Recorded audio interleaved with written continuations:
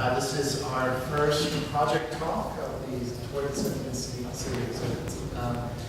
Today we have the pleasure of having Usman Haque here from Haque Design and Research.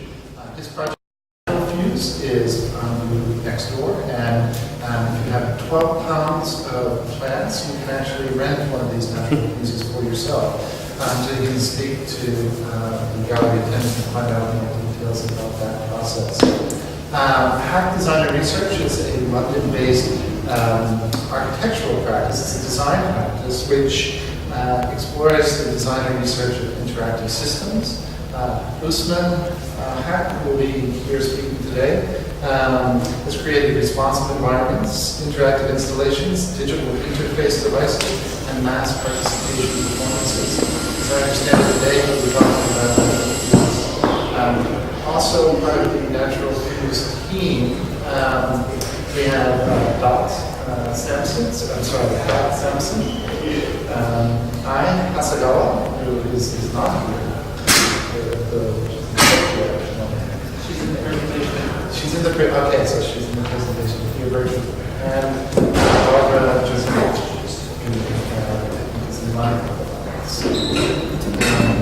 Without much further ado, I do want to first give a couple of things. Obviously, to the architectural lead, executive director Rosalie Ginevra, for the continuous and unyielding support of this project through thick and thin. To Greg Westman, who is the project director of Toward the Sentient City, quite literally, who is continued patient persistence. I don't think anything would have ever occurred in this room next door. And obviously, everyone at the architecture staff who worked so hard to make this reality. Thanks as well to Jay Fossil Mills from the architecture who made it possible the commissioning of the 5 projects for the exhibit, as well as the Graham Foundation for Advanced Studies in the Fine Arts and the University of Buffalo. Without any further ado, we'll spend that. Thanks. Thanks, everybody. Thank you, Mark, and Greg, for having me here. I am going to talk about natural fuse. I'm going to preface it by talking about what I'm referring to as extended environments. What I'll do is I'll explain what I mean by extended environments first. I will then talk about a platform that my design office launched called Hatchback, which is basically a platform through which you can build network objects and environments. And then we're going to talk about natural fuse, because that's something that's actually built on that platform. And we're going to go into quite a lot of detail. I'm going to ask Dot, who's been the lead designer of the project, to come up and talk about some of the explicit experiments we've done. The way I'd like to start, actually, is by referring to something that's quite often talked about in architectural education and academia, which is Jacques Tati, the French film director. He's very often, his films are very often used in reference to, actually, can you keep the lights up a little bit? His film, I'd like to see the audience, see the whites of their eyes. His film is very often used in reference to modern architecture for various reasons. If you Google Jacques Tati in architecture, you've got tens of thousands of links. It goes on for pages and pages and pages. His work was, most of it is well known films that are in the 60s, things like Monon, Playtime. The reason I'm starting off with this is because I'd like to make an argument which is based on a sort of similar premise to the kind of discourse that takes place around Jacques Tati in architecture. It's very often to do with the sort of spatial experience of the modern city. If you haven't come across it, which would be surprising if you're in the architecture discipline, I would encourage you just to look around. It's kind of interesting that sort of fairly straightforward film has actually had really quite deep analysis of the experience of modern life. I'm actually going to show you a clip which gives you an idea of, this is one of the ones that's very often referred to.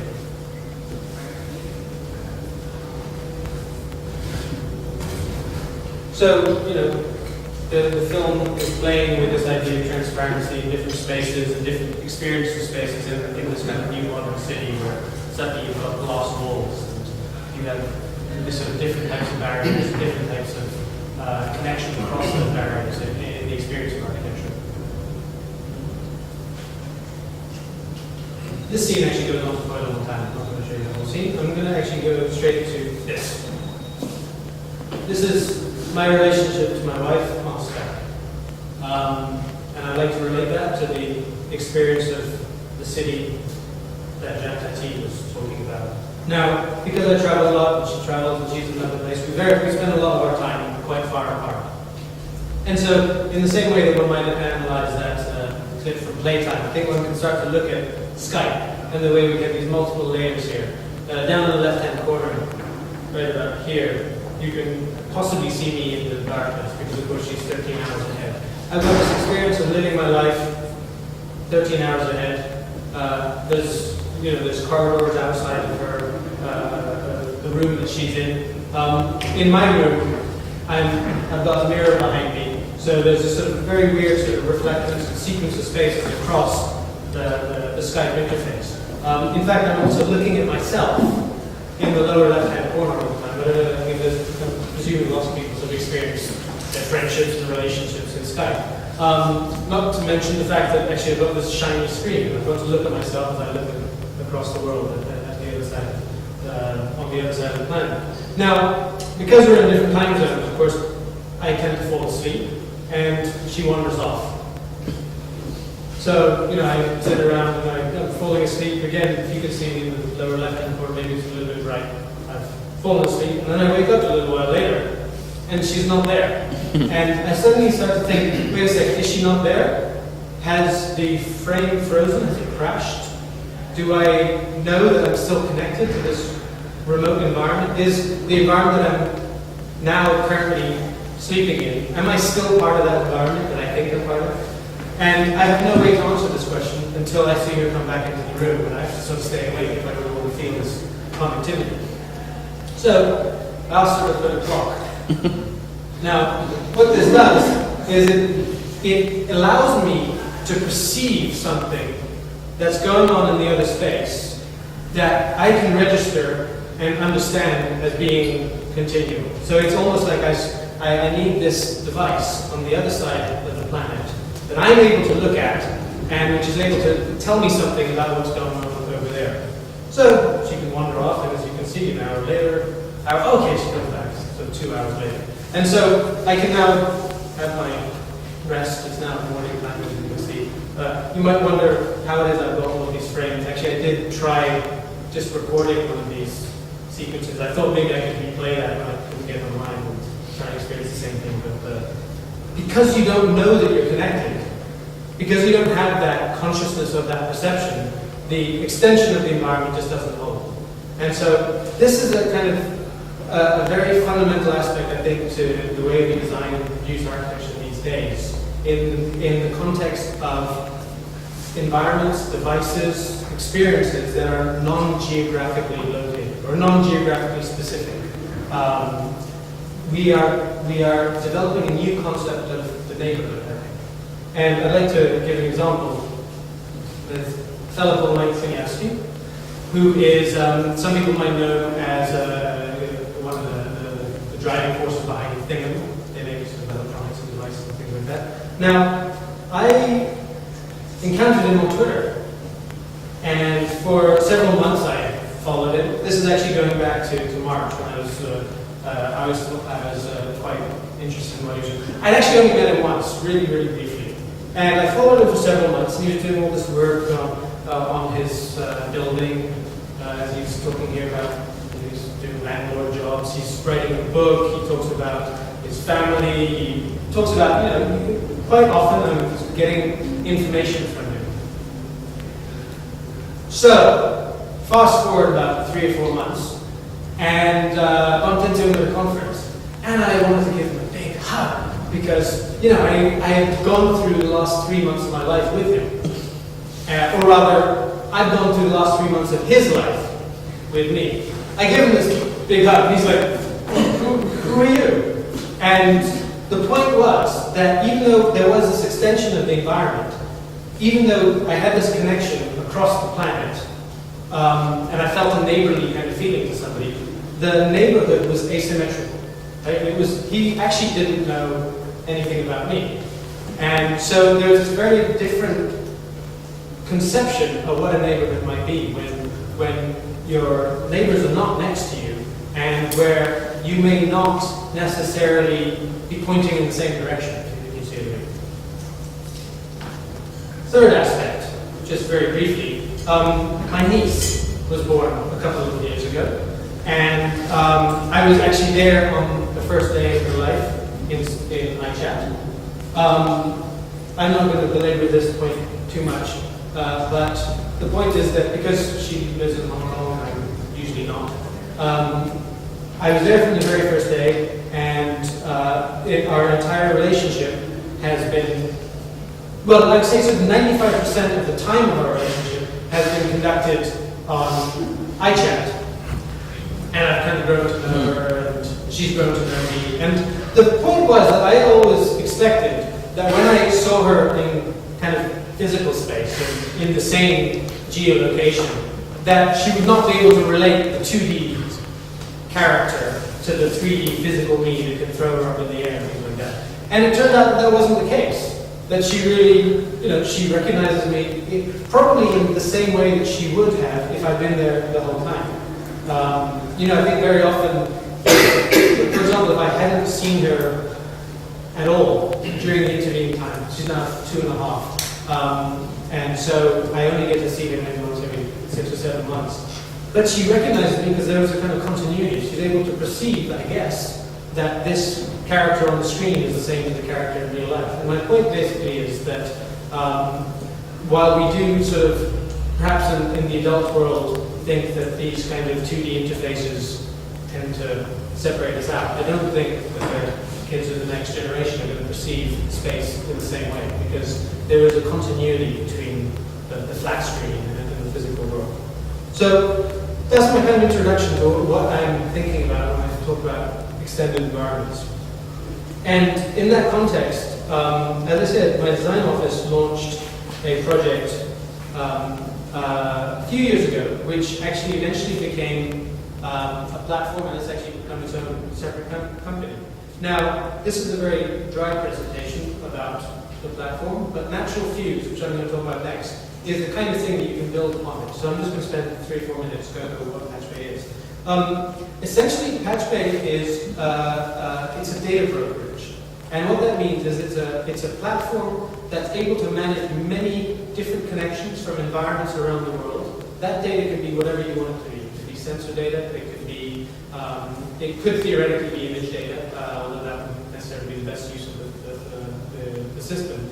What it enables you to do is to plug in any physical device or any physical environment into any other. So that if you want to start to build rooms that respond to each other, or if you want to build a piece of furniture that responds to somebody coming home in another country, or if you want to build a wearable device that's able to control the building, PatchBay is there to try and make that as simple as possible. It's a little bit like YouTube, so the idea is that it's kind of an open system. You store your data on this platform, but by storing it, you're also able to share it with anyone else who wants to be able to connect to it on an ad hoc basis. And so the interface is basically built around a map of the world, and people leave, they're able to contribute their sensor feeds or their environmental feeds from their particular location. Even if they're mobile devices, they can sort of move across the map. And once it's connected into PatchBay, then there's a bunch of URLs that you can retrieve that give you the real-time status of that environment. If you happen to be doing sort of coding and stuff. If not, then you do have things like the graphs that give you sort of 24-hour history of that environment that's been plugged in there. The key about this platform was to try and make it as simple as possible to start to build these applications that would bridge remote environments, or to bridge physical to virtual environments, to build second life installations that respond to rooms, if you like, to be able to build web pages that can control buildings. And so people use it for a lot of things, like remote monitoring, geo-tracking, mashups between Twitter and Yahoo pipes, and a lot of energy monitoring and building automation type work. From the very first moment of the launch of the project, we tried to make it as simple as possible, and so you can basically prototype it with one line of code in your terminal. But at the same time, because of my focus on the construction industry, I wanted to make it scalable, so that you could actually build your application from the absolute basics, but then also talk in the same protocols that the construction industry uses.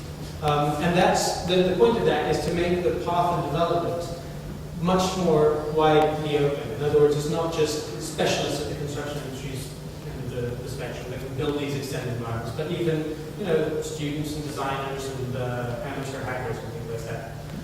In contrast to many of these kind of building automation systems and these kind of machine-to-machine connected devices, we actually started from the idea that you should be able to share the data, that you don't build in security, you actually build in openness.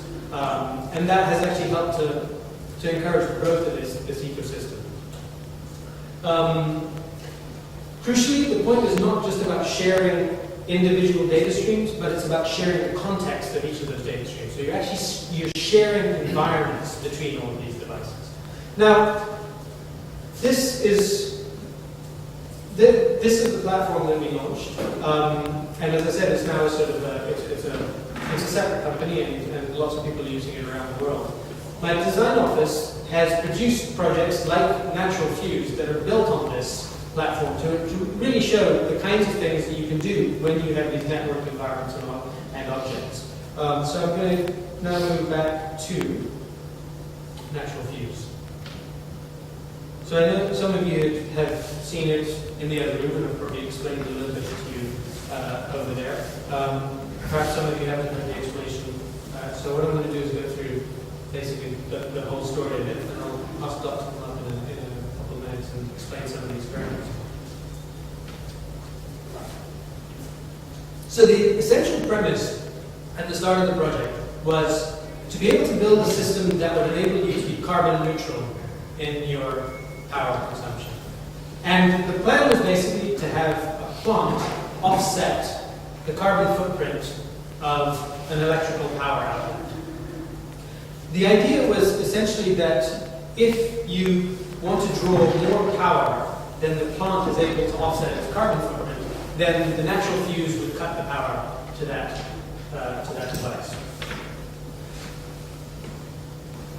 Now, what we actually decided to do was, using PatchBay actually, to build a network of these devices, so that when people take these plant and power units back to their homes and use them, by connecting them up to the internet and having them effectively share their context with each other, you could start to build effectively a kind of communal carbon sink. Now, what that means is that if you had just one unit plugged in to the system, and you plug in one appliance, actually, one lamp generates more CO2 than those three plants together can offset. Actually, you cannot offset your own carbon production if you're on your own. But if many people have these around the city, not everybody's going to be using their power at the same time. At least that's our assumption. So if you have 5 of these units out in the city, actually it turns out that's enough to offset the carbon footprint of one of our, admittedly, still quite low wattage lamps. Here's a diagram. I'll get to the specifics in a second.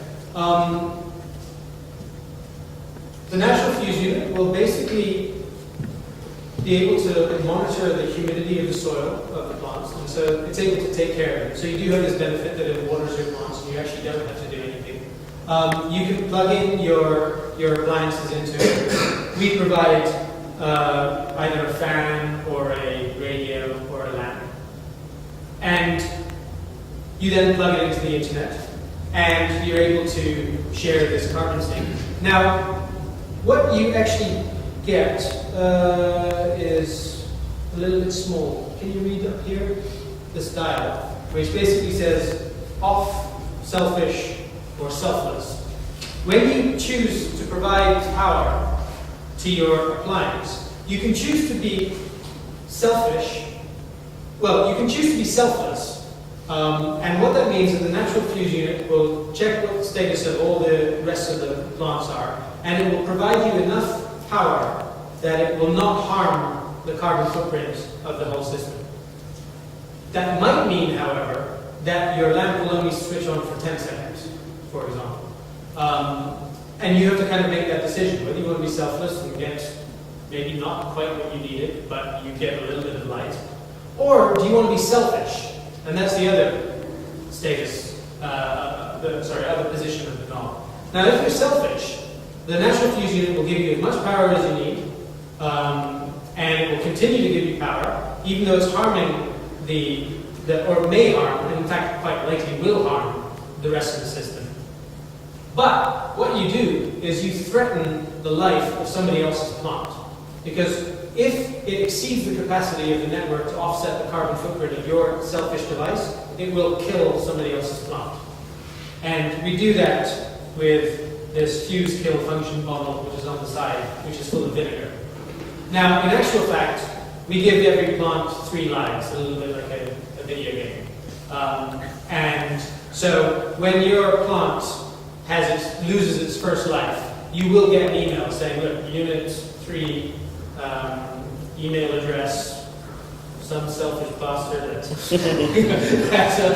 naturalfuse.com has just threatened your plant and you've lost a life. That gives you the opportunity to make a connection to another human being whose context you can actually see, because you can see exactly the status of their power usage over the last 24 hours. You can understand what their condition of their plant is. And you can actually say to them, look, can you go easy on it because you are threatening my carbon sink? Because the point is that if everyone cooperates, the carbon sink continues to grow, the energy resources available to everyone are increased or ameliorated, let's say.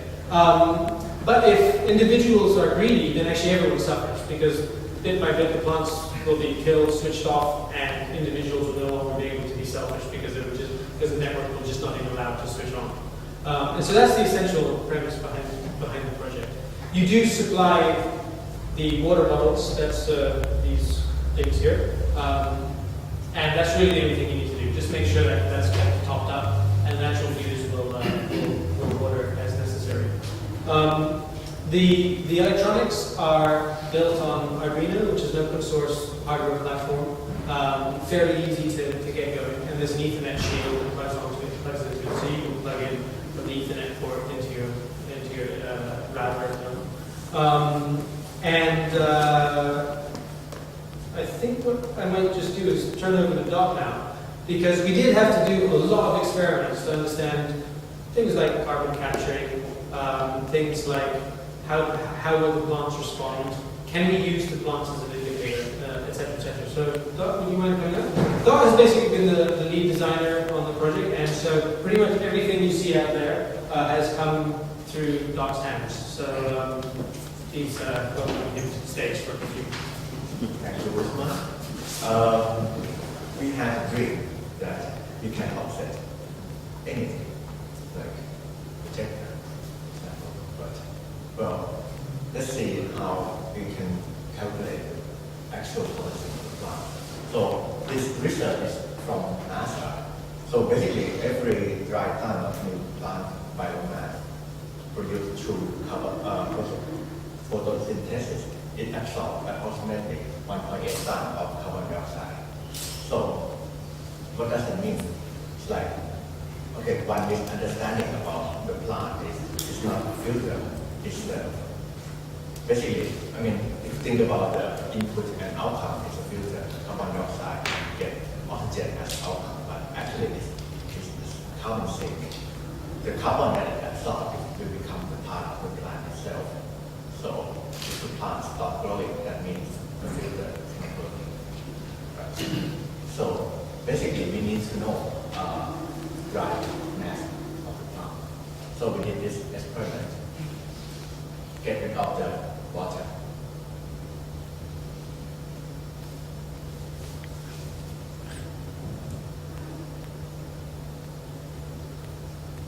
Very easy to use method to remove water from the plant. Yeah, very dry. Like that.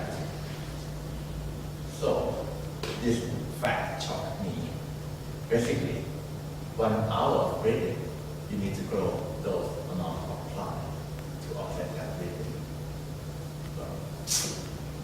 What about, okay, 1 hour of using 50 watt of light bulb in the US, okay, you need to grow those chunk of wood to offset that amount.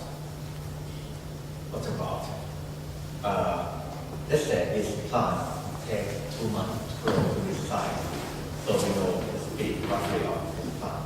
If you want to use that 50 watt light bulb, you need to have this plant, need to have 360 of this plant to constantly absorb that carbon dioxide from the production of the electricity that we use.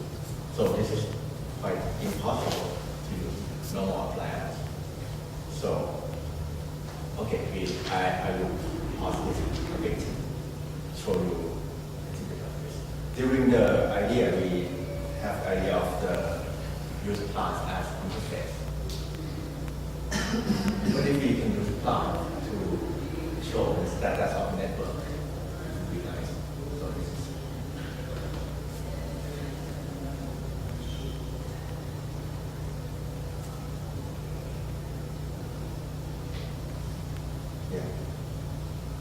it's like we can control it, but it takes quite long to happen to see the effect. It's like 12 hours. Too long. And now the previous one we can control live or dead. And what about we do something like 50% dead or 20% live? So this one we did like PWM watering. It gives like 5 minutes of water every 2 hours or 15 minutes of water every 2 hours.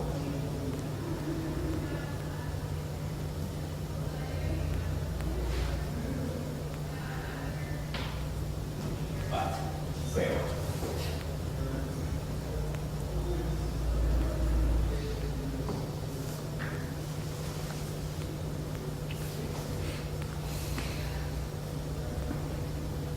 Read this. Okay, this is the calculation of the actual carbon sink. And okay, what we have in the unit is the power adapter that plug into the main. We have the Arduino and we have the Ethernet shield. Okay. But interesting fact is only the power supply that plug into the main one plant can't even absorb that footprint of the power adapter.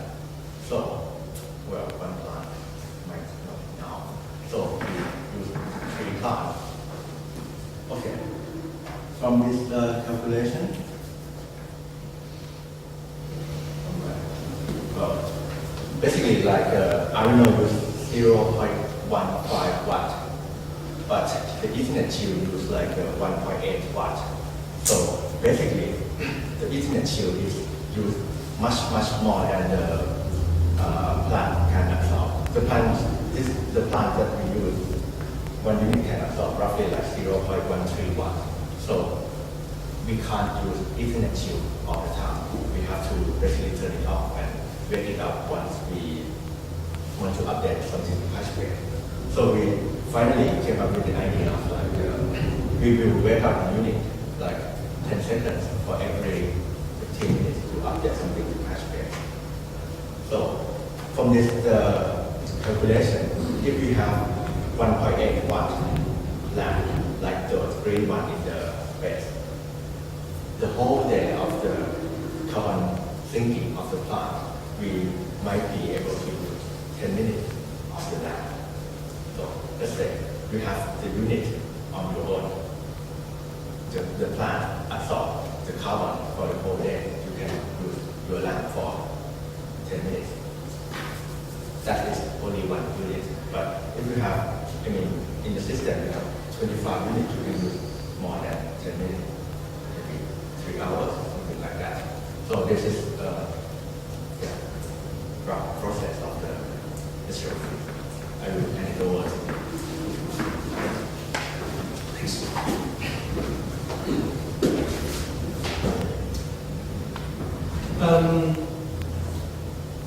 So, what I wanted to show you now is a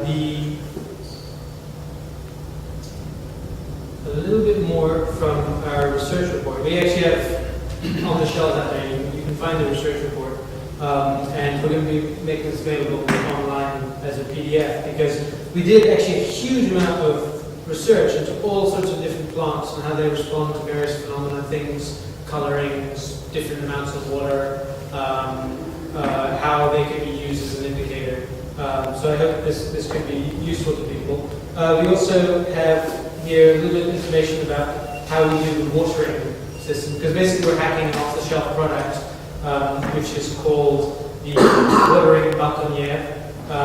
And it's a very simple principle of having a kind of tray underneath the soil and letting the moisture basically percolate upwards. We put humidity sensors into the soil so we know when to add more water into that tray below. We did a number of experiments with pumps, a variety of different pumps to figure out which would be the most energy efficient for our purposes. And also, because this was going to be something that was going up in people's homes, we had to make sure that they weren't pumps that could kill themselves if they ran out of water. Because if people forget to top up the water, many pumps will actually, they will fail after attempting to pump air rather than water for a minute or so. So we had to figure out which pumps to use. And then we had to also figure out how to kill the plant. We tried removing the water. Of course, as Doc said, that was a little bit slow. Eventually, we ended up using vinegar. So here you can see the vinegar pouch on the outside. There's a lot more information in the report about the electronics and what we had to do to get it to work. And hopefully, this will be useful to people. We made a very simple power consumption circuit, which is the proper way would probably be to measure by inductance without interrupting the power supply.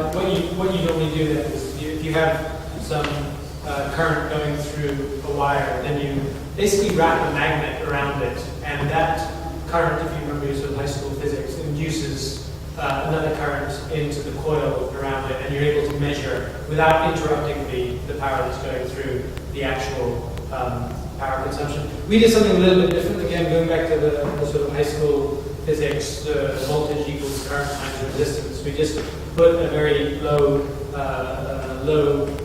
resistance resistor in there. Then we measure the voltage across it in order to deduce the amount of current going through it.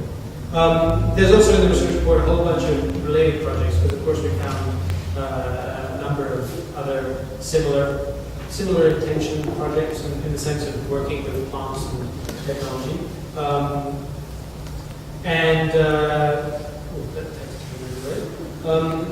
And to just wrap up here, the unit itself, where is it on?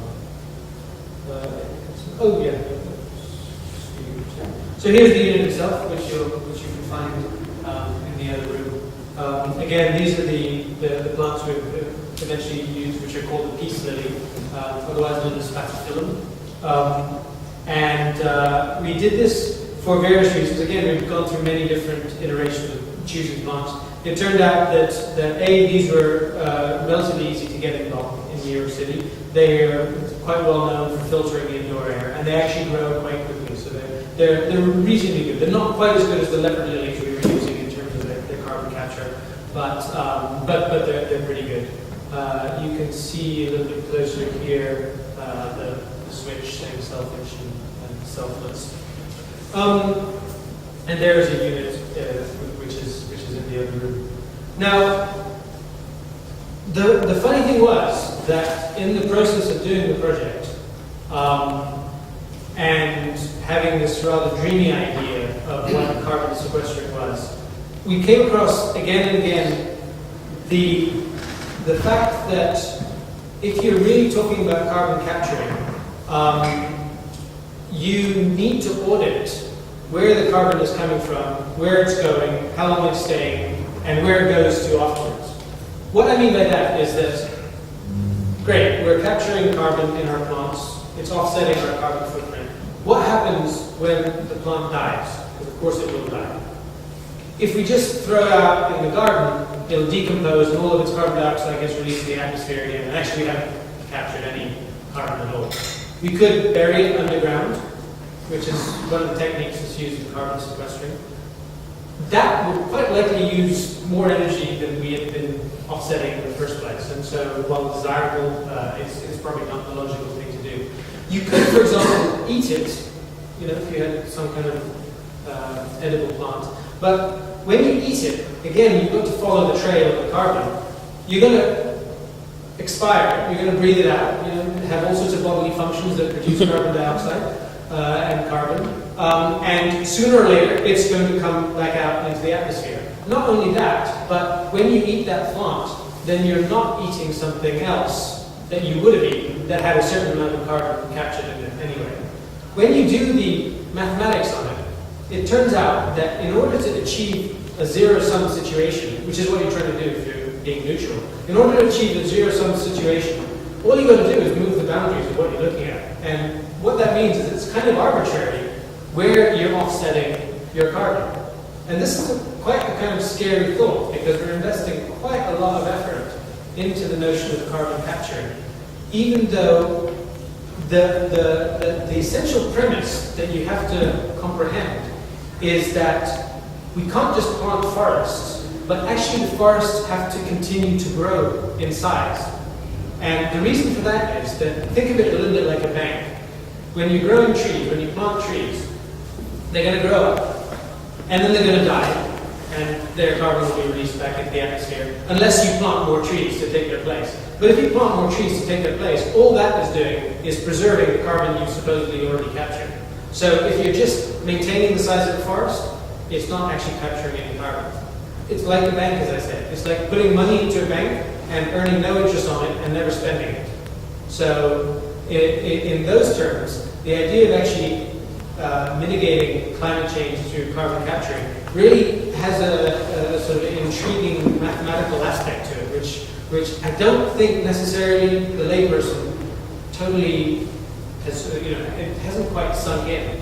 That, for example, if we were to, let's say, continue to grow the size of our forests, there's actually, it turns out, plenty of research that shows that as forests get bigger, that actually helps to heat the planet because of the fact that they don't reflect as much.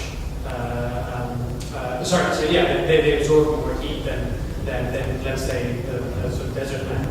Some research says that. The other aspect of it is that as the climate tends to increase in temperature, there's research that actually shows that trees become less efficient at capturing carbon, which means that, you know, the worse it gets, the worse it gets. And so all of these things have come out, at least to us. I mean, it's out there already, but we certainly weren't aware of it. It has come out to us as we've been doing the project.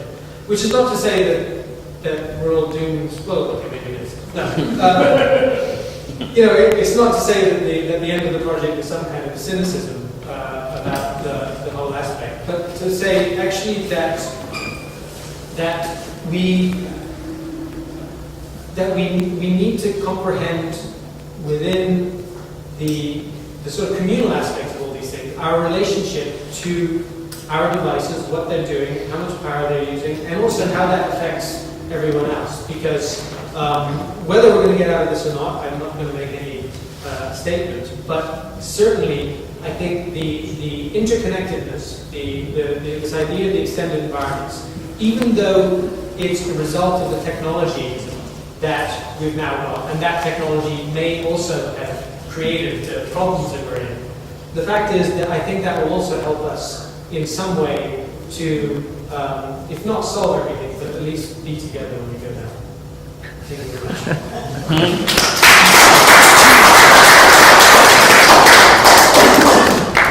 So just to finish off, the whole point of the project is that we'd like you to take them home with you. We have 25 units, and what we're doing is we're renting them out on a monthly basis. The exhibition is basically 2 months long. You can take it for longer than a month if there's not somebody waiting on the list, but essentially we're renting them out for 1 month. What we're asking you to do is to pay for that rental by lending us plants. So if you can bring 12 pounds of plants to the exhibition, which is basically 2 natural fuse units worth of plants, if you can bring those to the exhibition, we'll take care of them over here in the show, and as we increase the number of plants that we have, we're going to be able to create to pour 1 cup of coffee. Because 1 cup of coffee, it turns out, takes a huge amount of plants growing for several days. And so we want to basically develop this economy of plants where you bring in your plants, they'll offset the cup of coffee, you take home your natural fuse unit, and you can do with it what you will. At the end of the rental period, when you bring it back, which we hope you bring it back to the exhibition so the next people can use it, we'll give you back your plants and you can take them home. So effectively, that option is free. If you don't want to bring in plants, you can also pay money for it, $50. $50 is way more than it costs to buy 12 pounds of plants. This is a disincentive, I might add. But if you do choose to pay $50 for it, then we're going to be donating that money to the Bronx River Arts Center at the end of the exhibition. Thank you very much.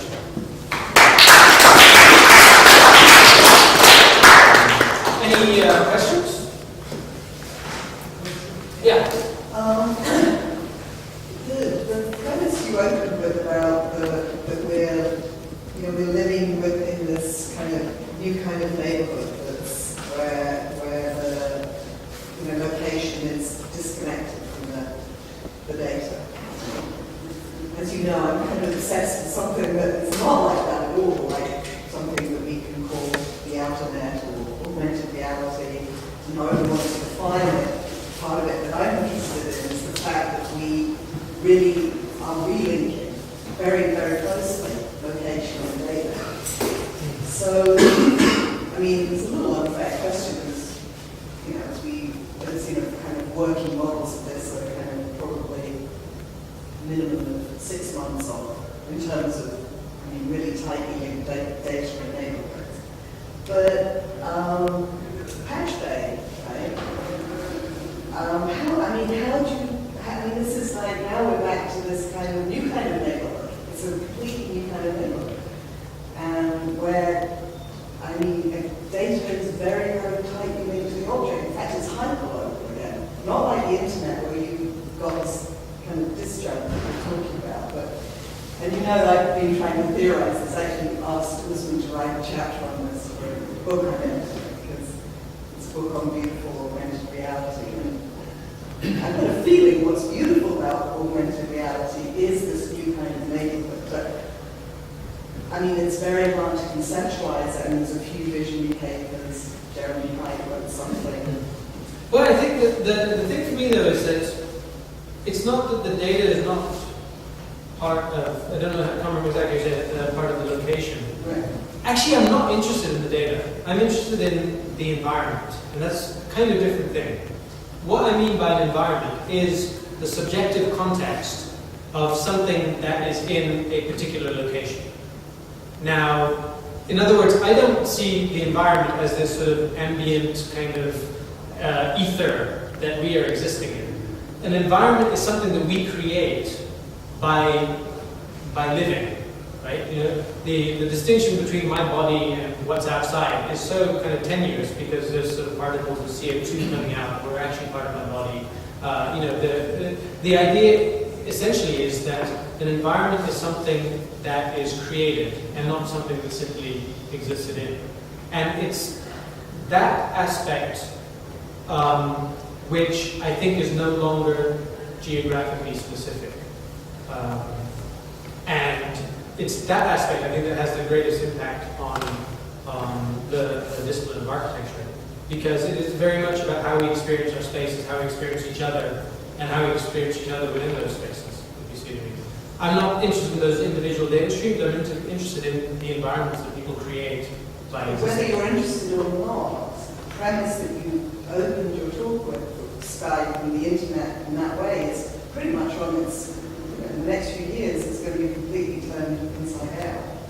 So does it affect any of your other narratives, that the fact that premise, that's a kind of model where we're kind of in this kind of, kind of sitting in front of screens or relating to this data that doesn't quite link to where we are geographically. Yeah, but the screen is an arbitrary aspect of that. Right. You know, the screen just happens to be one of the pipes through which the environment is transmitted. Whether that ends up being something like you're describing as an augmented reality type system or not, that's just that is a sort of the next step, as it were, I suppose. But I don't see the screen itself as being the thing that determines what transmits an environment. No, not really the screen, but the fact that the experience, I mean, what is a shared experience, right? When you're basically able, you're always relating to the context, you know, who you are, where you are, and what you're doing, very tightly. It's very loose in the internet. It's basically an end-to-end model where people are basically, they're locked into this end-to-end. What happens when that end is no longer in this sort of, closed circuit, and basically, move out, because the contradiction is, it's very easy to think of a global network, the internet. It's quite hard to think of what a global network means when you're basically, everything you do is very tightly linked to your geography and neighborhood. I don't know that it's feasible until we actually experience it, but and also it's to do with our understanding of mapping too, because most mapping, right, it hasn't been hyperlocal in that way. So I don't know. I don't know how we patch the experience with that way. Yeah, that was We don't really see I don't think it's what they're doing. Any other questions? Yeah. I actually worked on the installation of some of the show, and during it, we noticed that a show that's particularly focused on technologies, there ends up being a lot of greenery. There's like some astroturf in there, there's fish.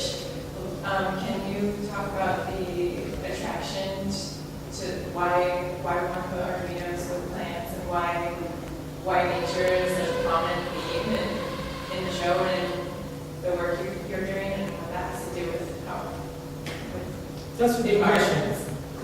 The short answer could be because I'm the love child of archaeogram or something like that.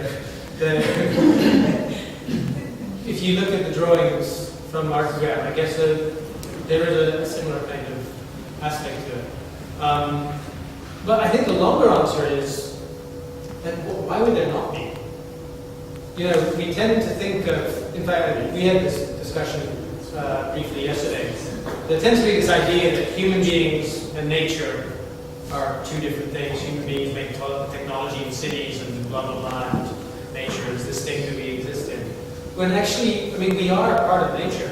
We can't actually sort of, we are doing rather strange things to this ecosystem that's supporting us, in a rather callous way. But the fact is, we're every bit as much part of nature as insects and fish and cheetahs and plants and everything.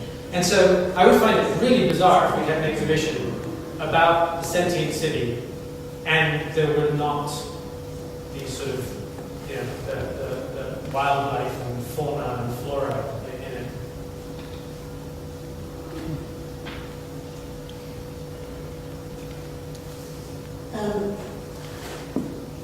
You ended up saying something like, at least we'll all go down together, or we'll be aware of how we're going down together. Could you talk a little bit more about, in a way, that one of the more shocking things in the presentation of the project is the amount of plant mass that it requires for a meter 50 watt bulb. So, generally, is your research led you to the conclusion that a steady state world is an impossibility? What do you mean by a steady state world? Well, one that either that is able to sustain itself no matter what we do. Well, I think my perspective on that is that actually the world is able to deal with us because it might just kill us off. And that might be the steady state that brings it back to equilibrium. The important question for us as human beings is what can we do to ensure that we're part of that steady state such that we don't end up in that situation.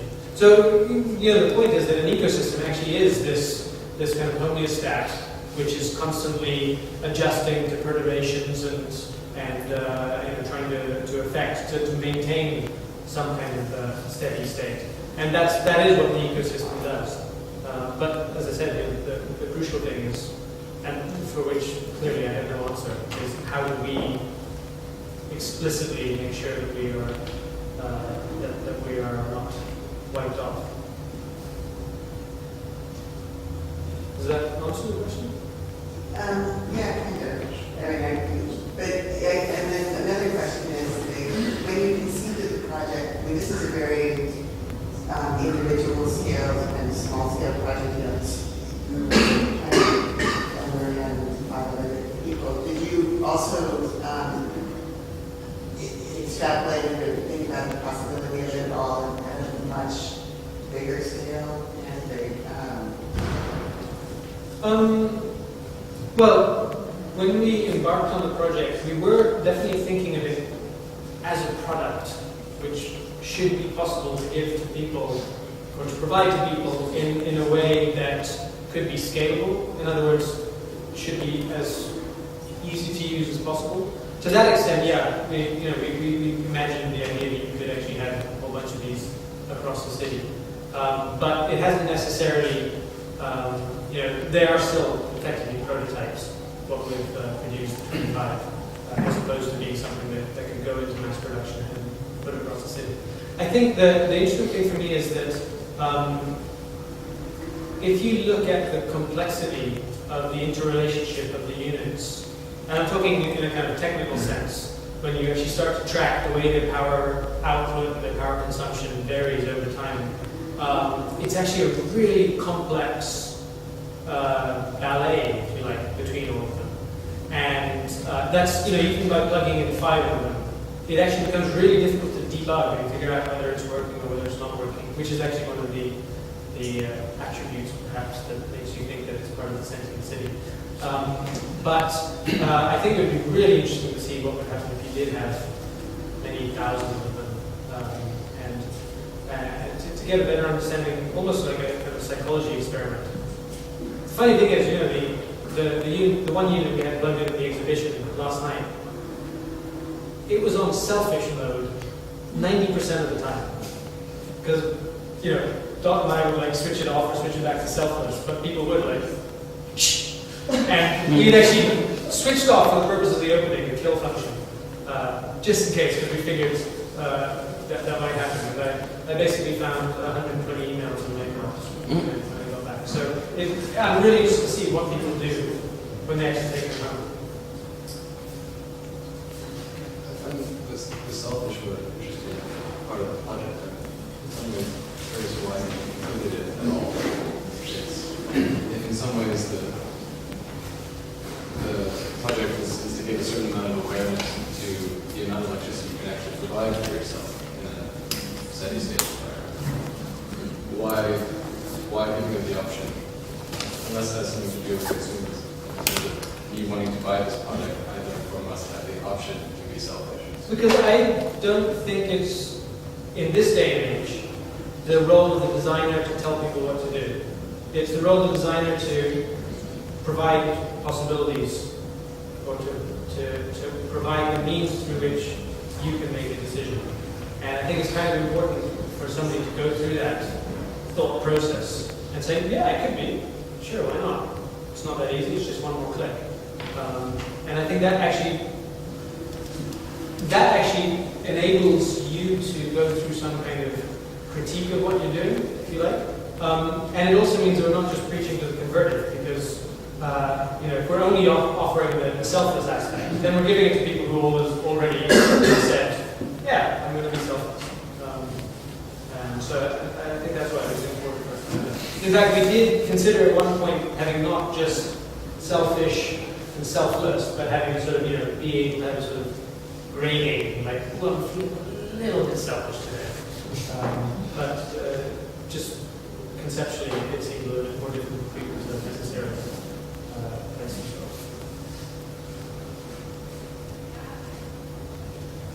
Yes, there's a podcast of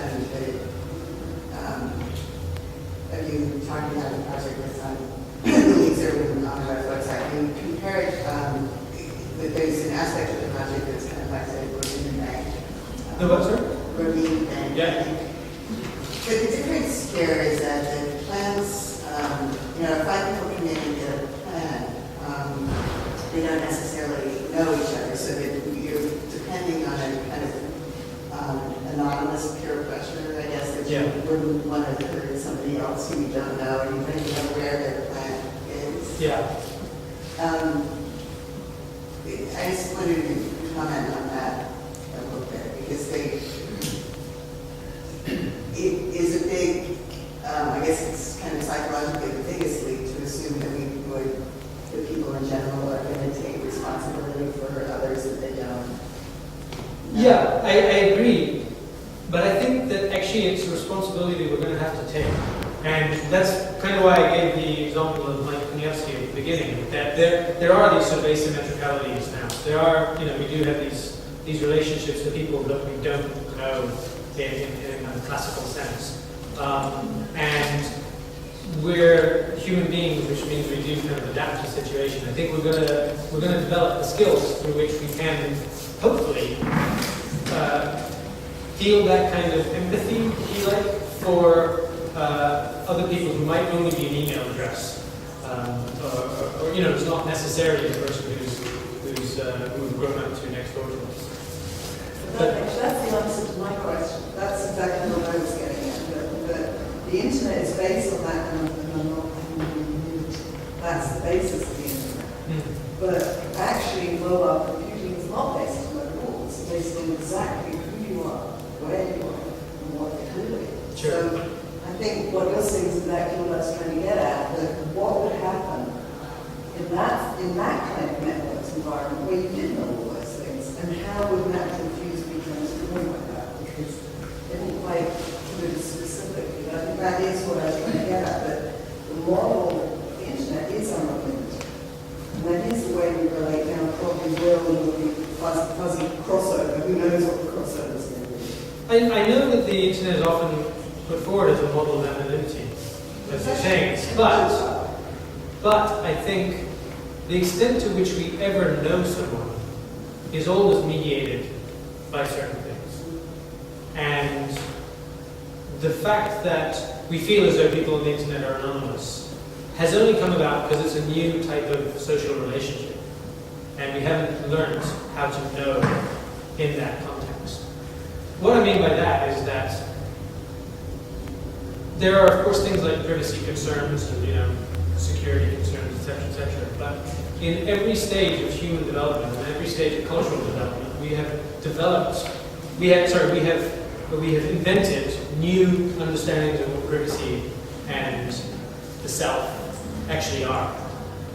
And so I don't see it as a radical change. It's very seamless, not exactly seamless, not exactly not rocky, but it is a continuous change between, if you like, before internet, post-internet, AR kind of mobile computing kind of situation. Even in the case of where, if you're imagining the idea of a kind of mobile computing type situation where you are and who you are is really important, it'll still be based on things that you decide to call yourself. How do you badge yourself? What sort of tribe or what groups do you, in this particular context, consider yourself to be acting in? And that aspect is really no different from hanging out at a cocktail party and saying one thing to one person and having different conversations with somebody else. So that's why I don't see it as such a radical departure from, or at a systemic level, it's not as radical a departure from the way we perceive or the way we're able to deal with our surroundings.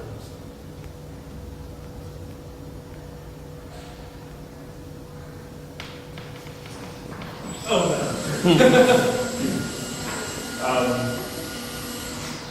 Well, I like the fact you got an actual email. That's nice. That's really helpful for the plants. Sort of very 25% email. But can you talk a little bit about sort of the plants you chose that were flowering most of them, and sort of the idea of giving plants morality in terms of allowing them to have your plants have their own sort of meanings, but you're applying a layer on it, which gives people the desire to start a community, just like in the network. So actually, now that you mention it, I don't think we necessarily thought very much about the social role of plants in our society. I mean, the fact that there are rituals or there are ways of making home by having plants. It's actually quite an interesting aspect to it, which I, perfectly frankly, hadn't really considered.